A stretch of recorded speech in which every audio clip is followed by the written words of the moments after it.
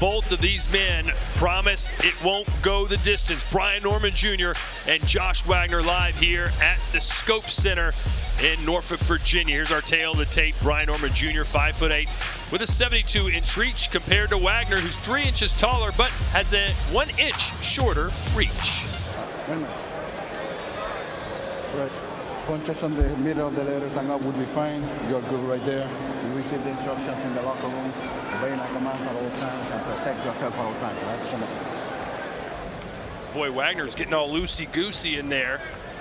He says he's going to weigh 165 pounds tonight. Put on roughly 20 pounds between the weigh-in yesterday and the fight tonight. But Brian Norman Jr., despite how heavy Wagner is, carries more pop. Just ask Jen Sasaki, who he dropped last year in the KO of the year.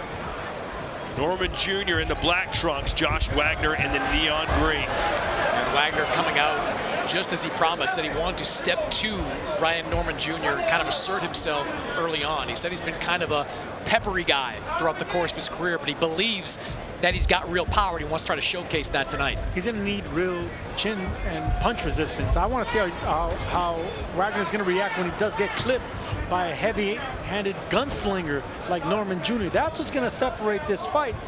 Wagner needs to stay in long enough to actually develop a game plan, but he needs to take a punch first. I think the body, and you see it right there, is going to be key for Brian Norman Jr. Wagner was dropped and knocked out with a body shot 3 fights earlier. And that's the kind of thing you don't really forget. When I watch his tape, Sergio, fights with his hands down, protects that midsection a lot. And look, if he does do something right, he's confident, he has pretty quick feet. He has educated feet. He can move around the ring. He keeps his range. If he puts a jab out there and gets a little loose, maybe he can get into the later rounds. But I want to see how he reacts once he starts getting them hands on him. That's the difference. Jab.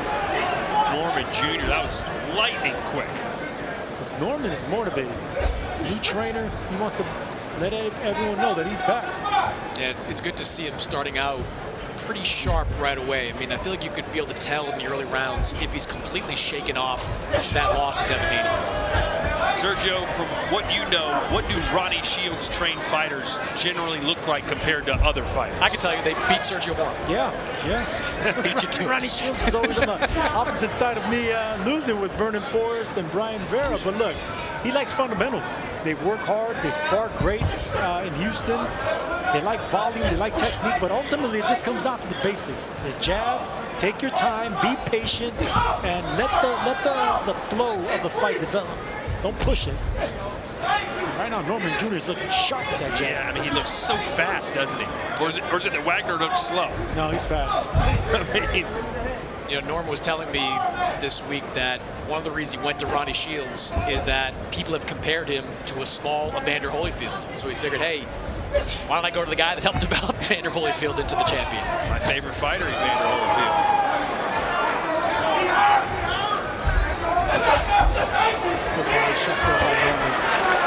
Yeah, they went to school on Josh Wagner. That's 3 or 4 solid body shots. There's already redness on the face of Wagner. Body as well. Look at the arms on Brian Norman, by the way. He is yoked.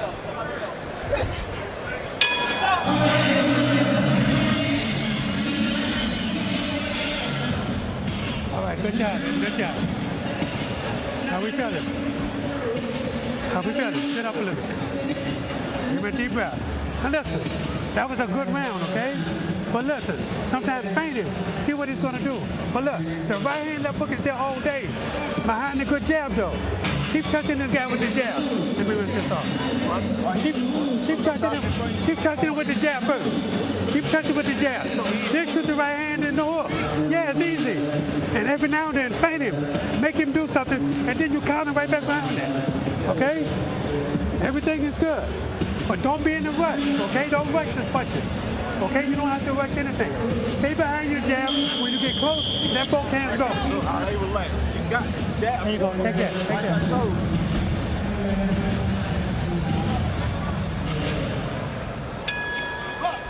Josh Wagner started his career 6-0 and then walked away from the game. Moved to Western Canada, started a new life working with concrete. and kind of was done with boxing. His brother, who's now his trainer, Ryan Wagner, is a professional boxer himself, that came and found him and said, hey, you got to get back into boxing. You've got some special stuff that can make you a world champion. Talked him back into it. Whoa. He's had some success, but he's not having it tonight. No, he's not. And his legs just don't appear underneath him right now.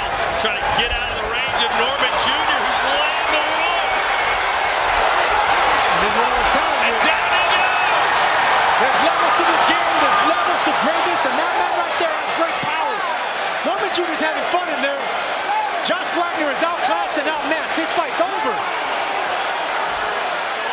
Oh, that should have been a knockout. What are we doing? He was not up at 10. He is not in good shape. This fight should not be allowed to continue. I think it's going to be over here in a few seconds either way, but I think you're right, Chris. It wasn't close to getting up. His glove was still on the ground. And again, he's trying to get away from the power of Norman Jr., but there's no way behind. Down again. Now, Josh Wagner's grabbing his shoulder. He's not getting up.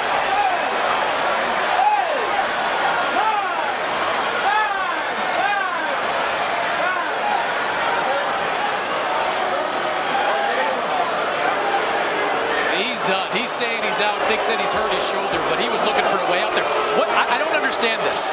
We're calling time when a guy is hurt and down. This fight should be over. This should be a knockout for Brian Norman Jr. He doesn't even have his gloves on, the doctor. There's no blood. You're fine. You don't get to call time in boxing. You don't get to call time because of an injury. Unless there's a rule in the Commonwealth of Virginia that I don't know about, this fight should be over.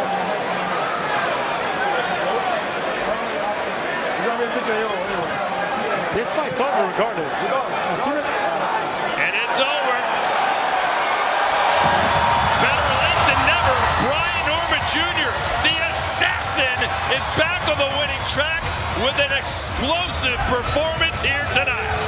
There was only one boss in that ring tonight. That was Brian Norman Jr. Look, everyone expected this. The longer this fight went, the more it was going to look bad for Norman Jr. But he made short work of an easy night tonight of a guy that didn't belong in the ring with him. Norman Jr., first round knockout, on to the next one with bigger fish to fry. Just wasn't Josh Wagner's night. I don't think any night would be his night against Brian Norman Jr. And I know it was short, Sergio, but Norman Jr. just looked just amazing, didn't he? The speed, the precision. You mentioned that he was working on his patience with Ronnie Shields as well. He found the moment, seized it, and put Wagner down twice. It's not his fault. He was in there with a man that wasn't matching him in competition or in any kind of ability. He took care of business. So yes, I love the way Norman Jr. came out and took care of business. How you do business. How you make the statement coming back. I thought I had some rounds in me, dog. No. That's the 16th stoppage that Norman has had in 2 rounds or less. He likes to get him out of there get him out of there early, and he's done it again.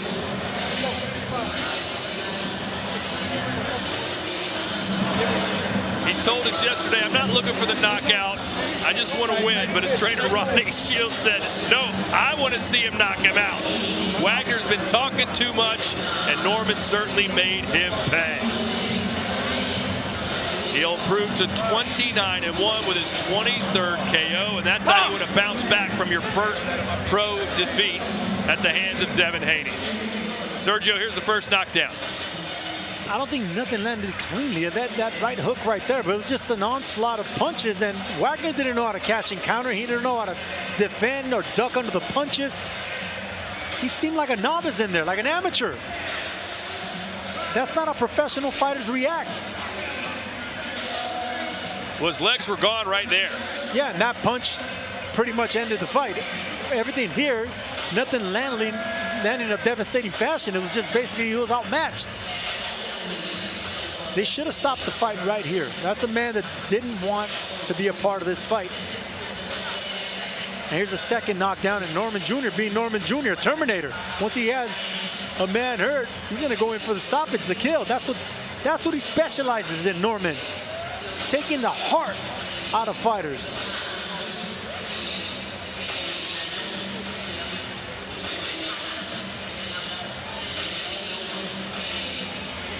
That was not a fair fight. That was not a fair fight. That was not grace under pressure. That's a man that cracked under pressure. It was a beatdown. The assassin is back as we turn it over to Jimmy Lennon Jr. Ladies and gentlemen, we have the time of 1 minute 24 seconds in round number 2. Our referee in charge stops the contest upon advice of the ringside physician. He is the winner by way of technical knockout, the assassin, Brian Norman Jr.